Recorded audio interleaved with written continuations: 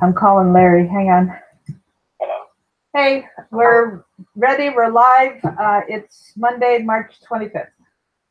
All right, folks. Today's going to be somewhat repeated because we're doing something very important for what we're all trying to do. One way you call. So let's get at it. As you know,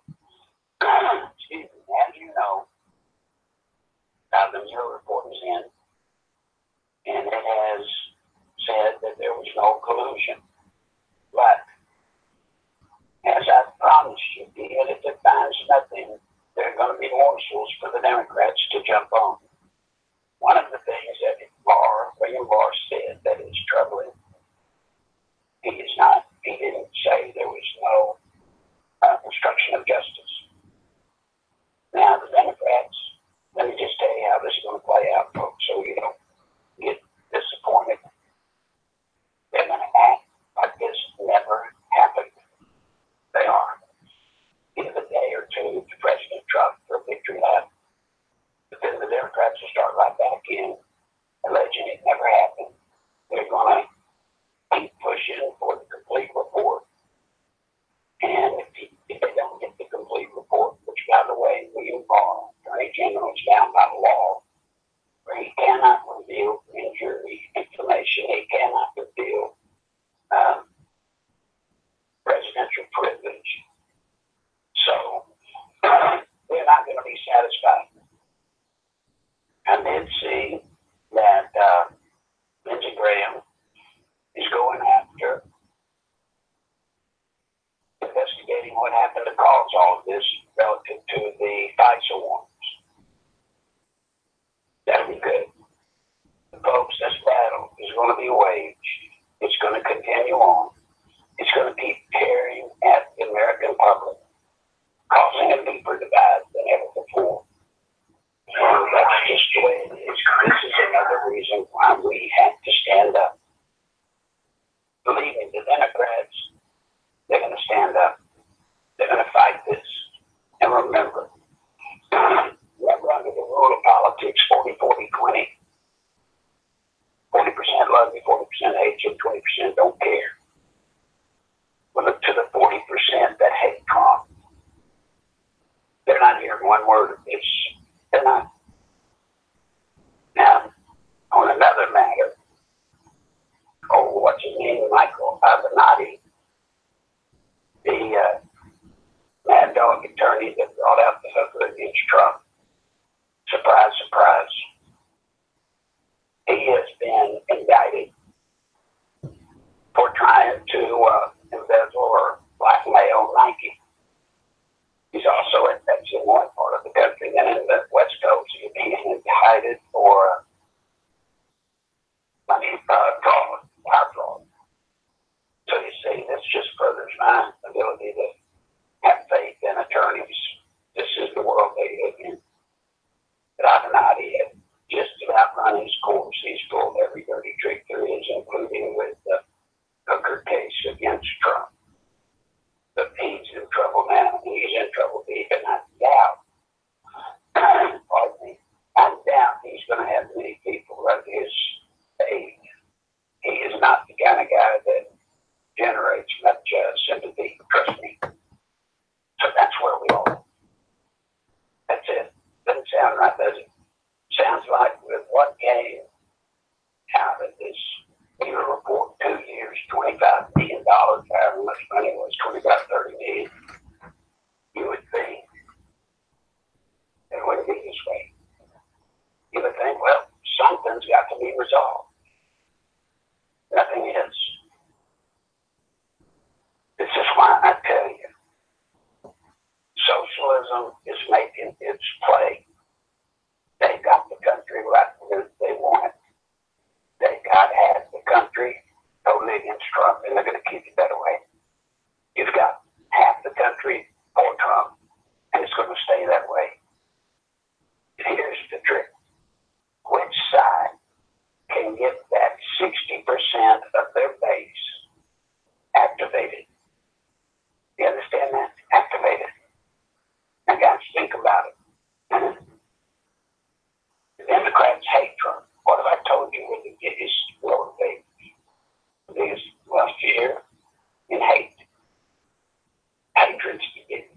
Say that again, Larry. It's hard to understand you. Yes, I'm sorry, y'all, for my voice. The two big motivators are fear and hate. The biggest is hate. And so the Democrats are energizing their 60% towards the hate for Trump, everything about Trump. The problem is the Republicans. We don't have that much to stimulate the Republican base, the 60% that they're for Trump. They'll vote for Trump probably if they vote. They certainly probably won't vote for a Democrat. But they may just get so fed up with it all that they just don't vote. And that's the kiss of death. Now, if we do a good job, if we can find a way to make that 60% see the truth that everything the Democrats are bringing forward in this 2020 campaign is the precursor to socialism. If we can make them see it, we have the fear motive. But the other thing, if our base, which is generally older and understand communism and socialism, they will hate that somebody is trying to bring us socialism. They will. That's possible. If we can make them understand it. So an announcement is going to be a good review. If you have any questions, get them in now. Right quick, please. Because any minute I could get a call.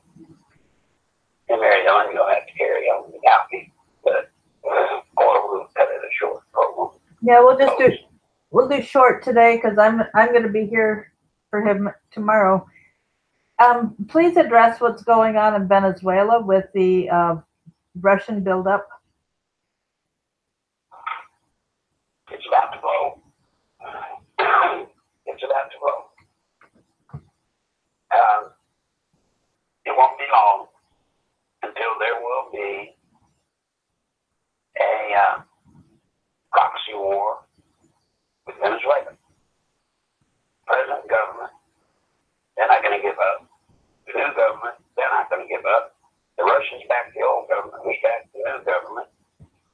And we have another, I guess like a mini Vietnam fixing to break out. Except this time, I think President Trump will be smart enough to keep us out of it directly. Hopefully our troops won't be involved. But it is to be expected that Russia will be building up there. Russia has a lot at stake to get the majority of the Venezuelan oil. So they're going to fight. And that's what's going to happen. It's going to blow. Anybody that doubts it, you just don't know history. And that poses a problem for us.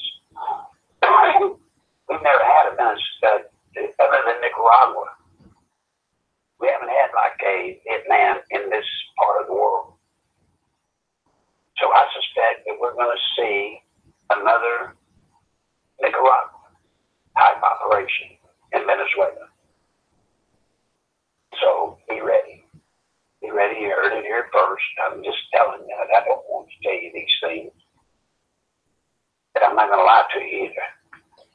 I heard that Prince Charles and Camilla were in Cuba. Do you have any idea what that would accomplish? I have not a clue. I have not a clue. Okay. We have somebody. And I don't know that it's true. Okay. We have somebody suggesting that we need 1 million letters written to Barr on Friday telling him to investigate the FBI, DOJ, Hillary, and the Obama administration, and giving the address. I would not do that. I can only say this. I'm working on that, President. That's kind of the situation I'm in today. Don't do that yet. There is going to be an investigation into all of that. I guess I can tell you now, and it's let the cat out of the bag. Last week, I believe it was Mary Ellen. Yes. Those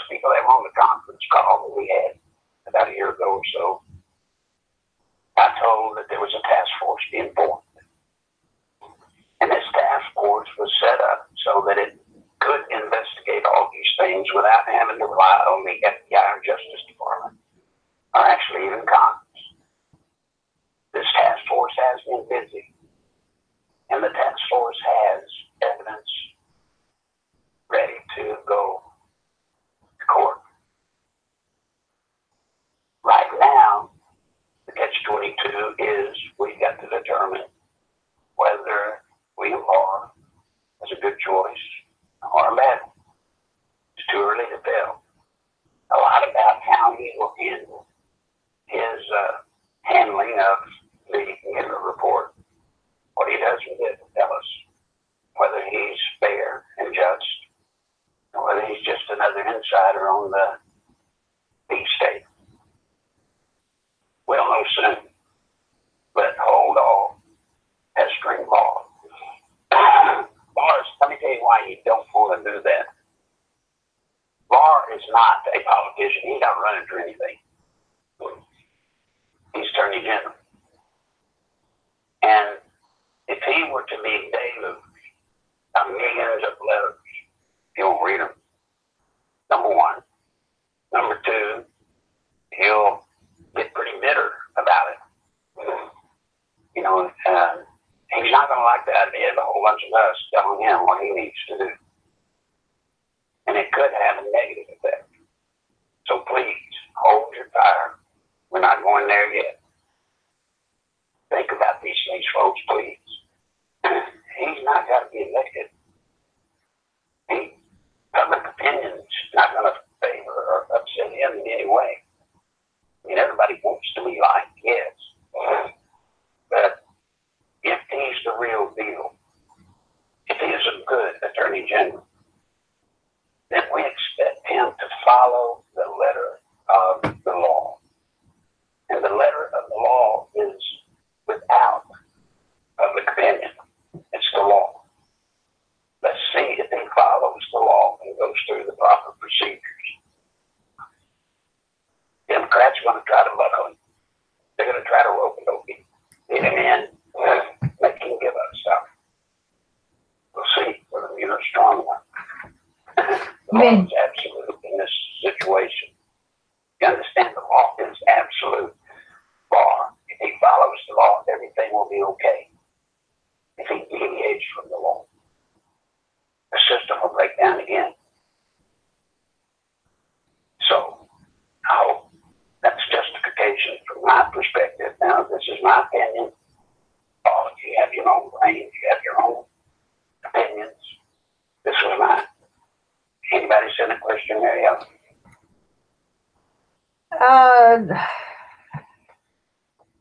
Let's see. It says Mueller's wife and Barr's wife are go-between party partner America. I'm not sure what that means. Yes, Barr's wife and Mueller's wife are best buddies. There's no denying that. No denying it. But when you get to Washington, D.C., folks, that's the problem with the deep state. It's everywhere. It's always the same people, y'all. It's the same families. They run together. They party together. And then to believe that they're going to be blood and guts against each other independently is a little bit of a stretch. There are relationships there. I can't deny it. But some people are able to rise above it. And if Barr's smart, and I know he is, all he's got to do, take everything aside, just throw everything away. Just follow the law. Just follow the law. The people that should be in trouble is Adam Schiff and the mainstream media. They're the ones that have committed the obstruction of justice. They're the ones that have wasted millions and millions of taxpayer dollars. They're the ones that have neglected doing their job of trying to govern the country and deal with the matters of state rather than pursuing destroying Trump. But that's what I've been saying through all the coups is still very much on. The silent coup is still there.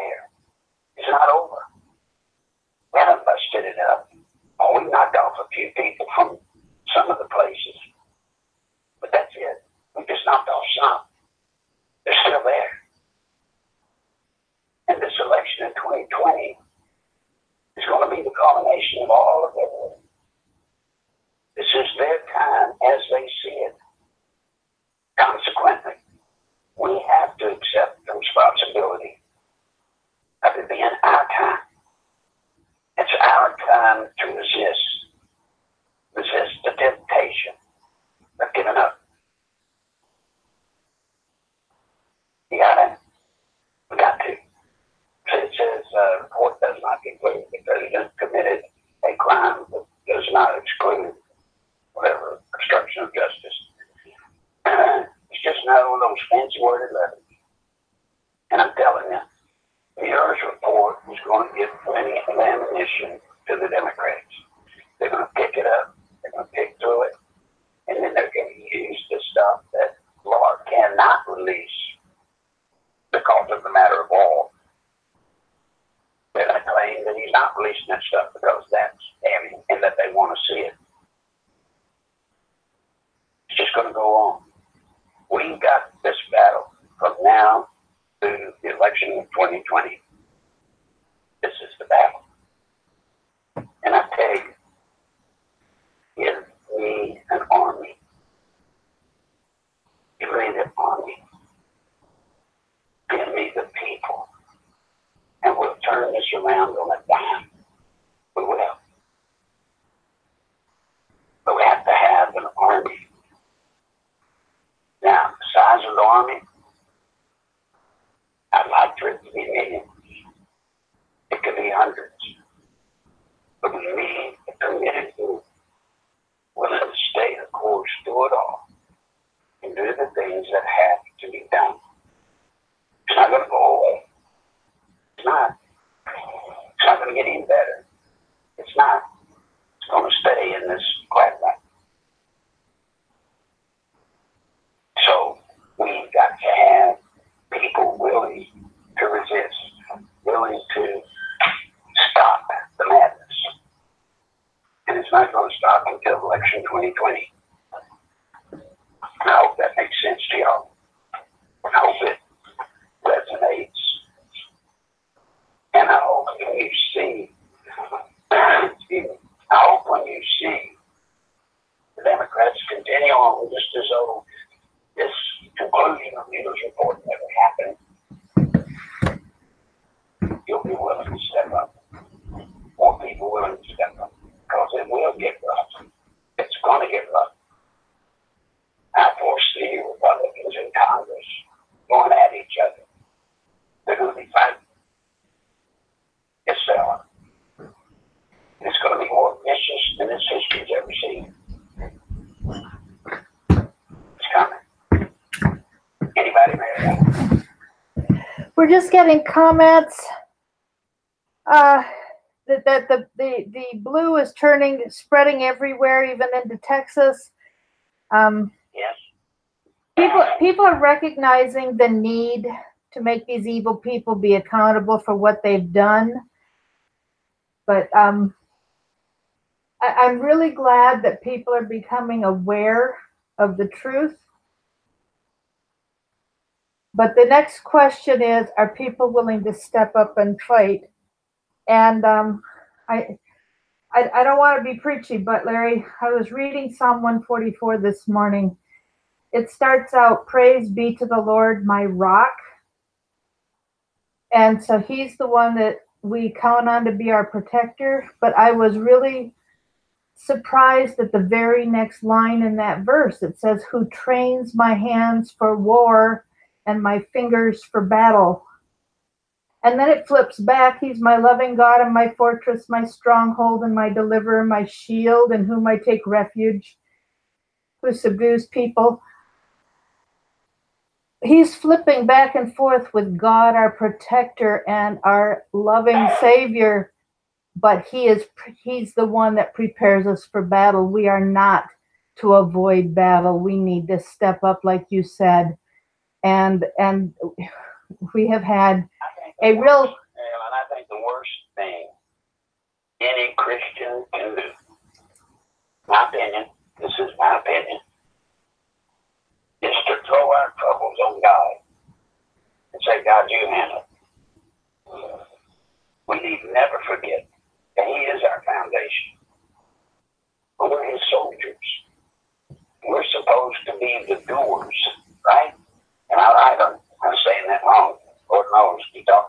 vengeance.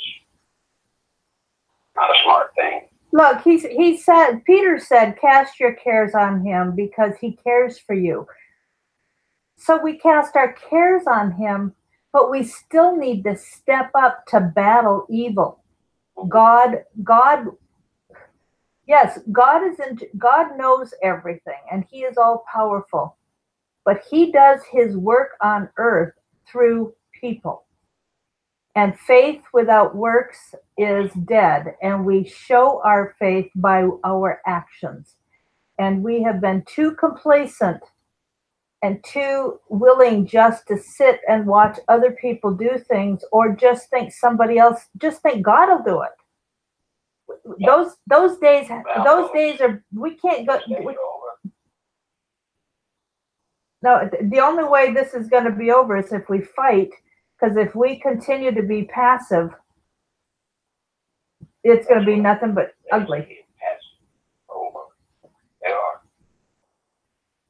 Say again? Look, I said the days of being passive are over. Mm-hmm.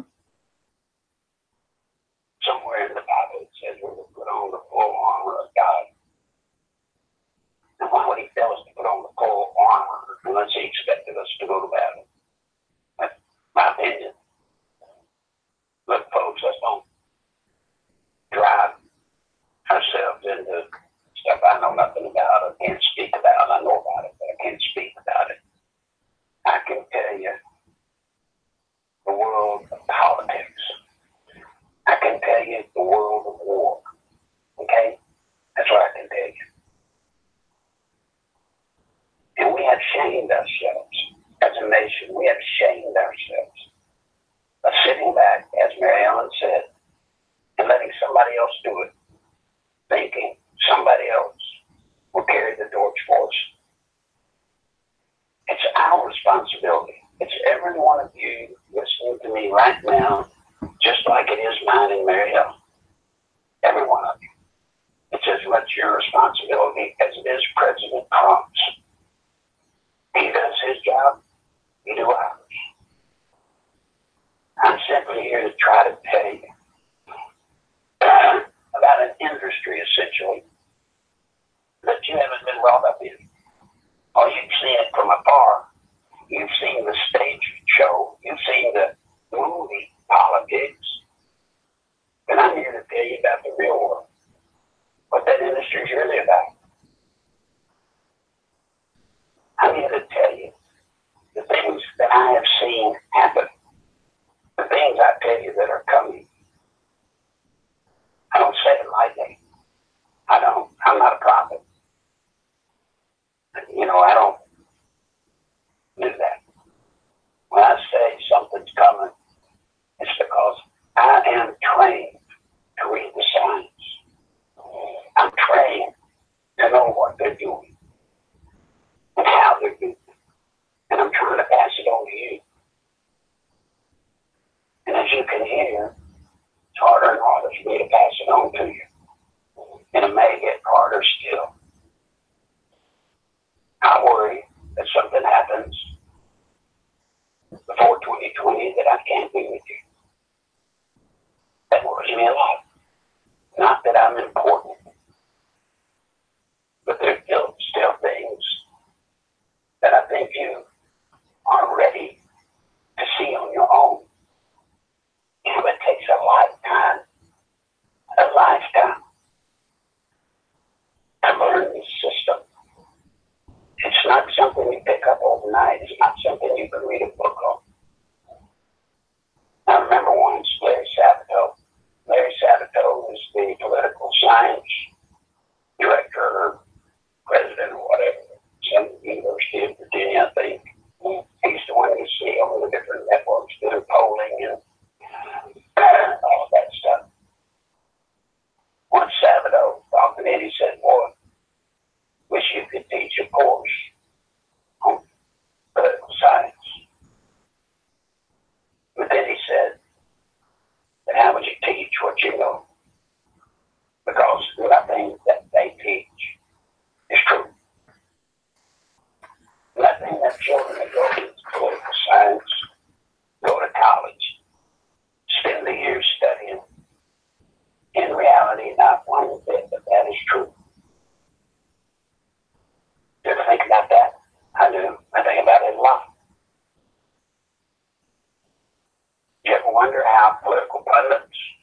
if you've been to political pundit school and if you're a true, educated political pundit, then you should read the signs.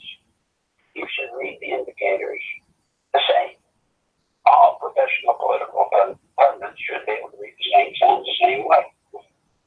If that's the case, then explain to me why political pundits that are for the Democrats see them one way, political pundits for the Republicans see them totally opposite. It's kind of like shrinks in court. The government brings in a shrink. The defendant brings in a shrink. The defendant shrink says the person's crazy, and the government shrink says you're not. Why isn't there a real professional shrink school so that the answer is absolute? Because the human mind is not absolute, Larry. Well, but the evaluators should be. The people that evaluate it should be unified. There should be certain rules and whatever.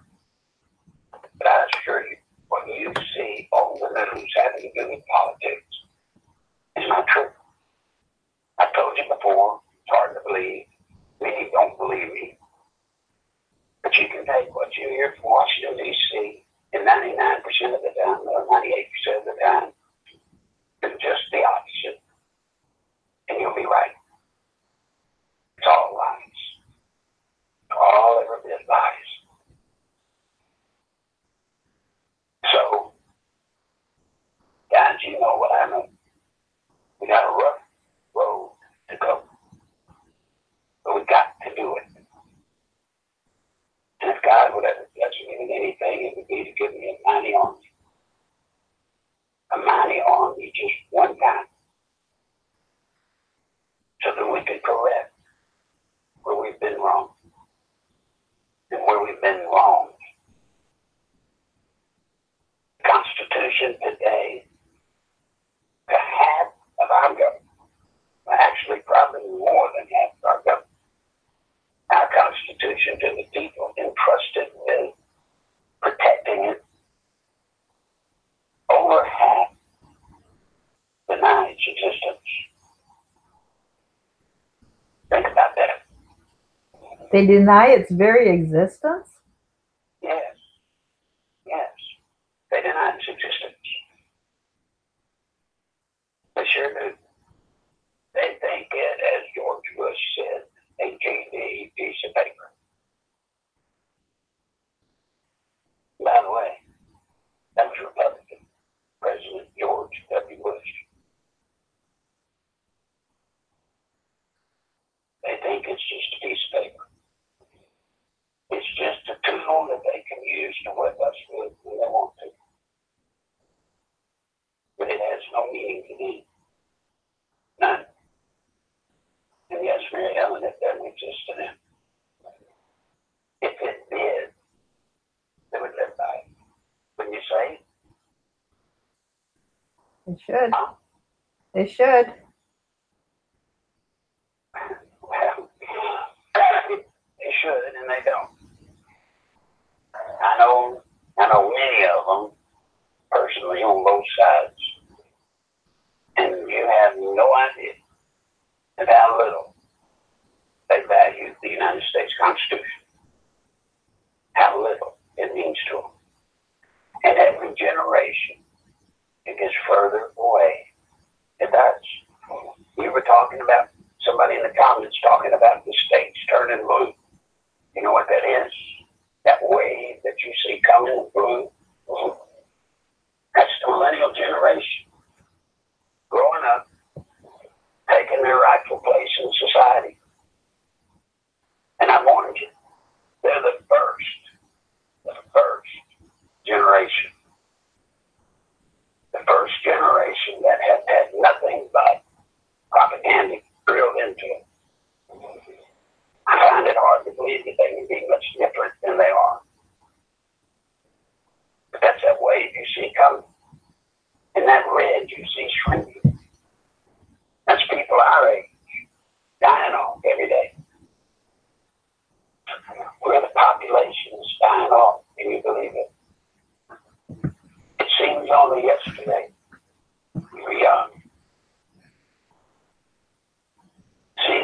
me yesterday I could run and jump and meet buildings and take on the world. It was only yesterday when I knew my place. And now we're open. Now life takes more than it gives every day. And what we've left behind is a generation coming up that have been socially trained. I guess in some ways they're not any different than we were when we were kids. Maybe a little rebellious.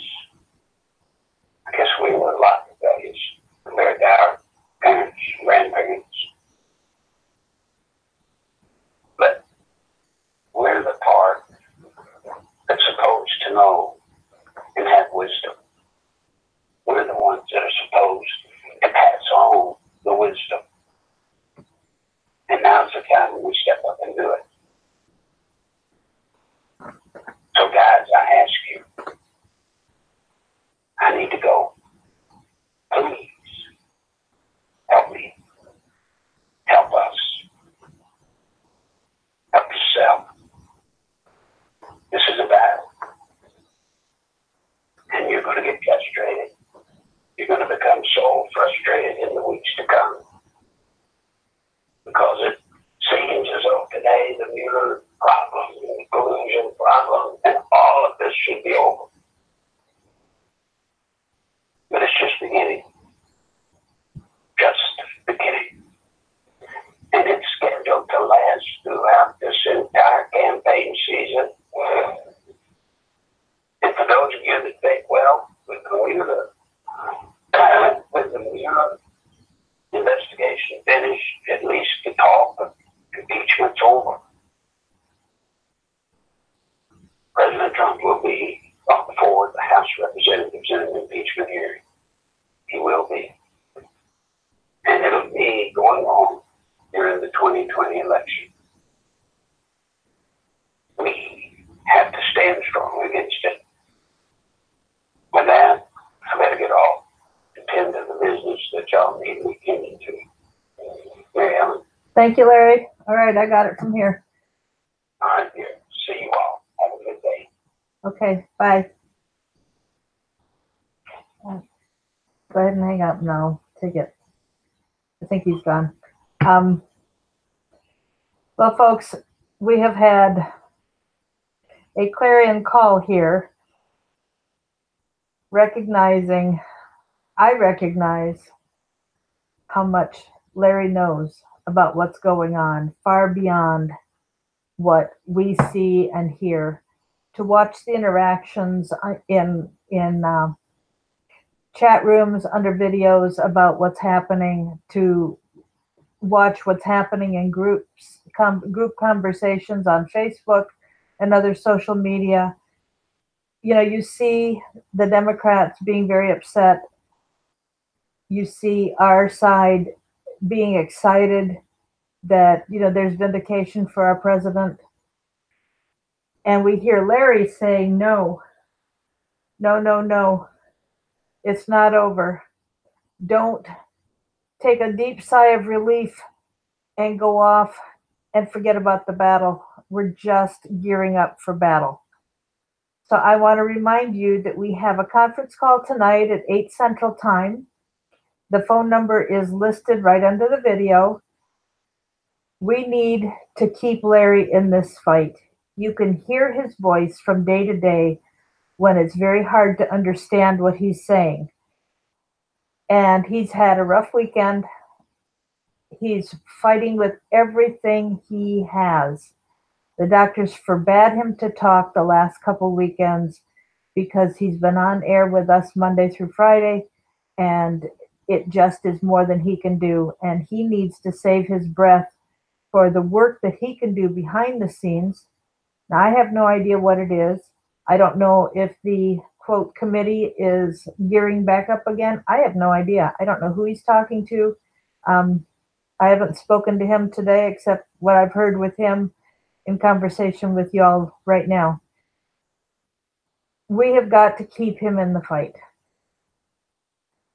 So I would ask you please to go and purchase a t-shirt, Never Socialism. Talk to people about running for office. We need 100 people to run together under the banner of Never Socialism. If you feel that you care enough about the country to do this, if you pay the filing fee to run for the House of Representatives, we will help you after that. We are going, if we have enough people running, we are going to use the media because just like with Trump, they will think that, we're silly and we can't win, and they will give us name recognition. And Larry's got ideas on how to make this happen. We were going to try this for 2018 under We Are Not Them, and he had to make a choice. And when he was talking to us on the conference call, he asked us, what do I choose? Do I get people to run under We Are Not Them and try to save the House? Or do I work on taking down the deep state? And we said, take down the deep state. So we had to drop the help with the campaign for 2018, but we have got to get the campaign rolling for 2020. We need 100 people to run together, and we can use the media. So if you have any ideas about yourself running or other people running, be on the conference call tonight at 8 Central. Wednesday night, we will discuss chapter 4 of Larry's book. That's the chapter that talks about all the arkancide, several examples of arkancides.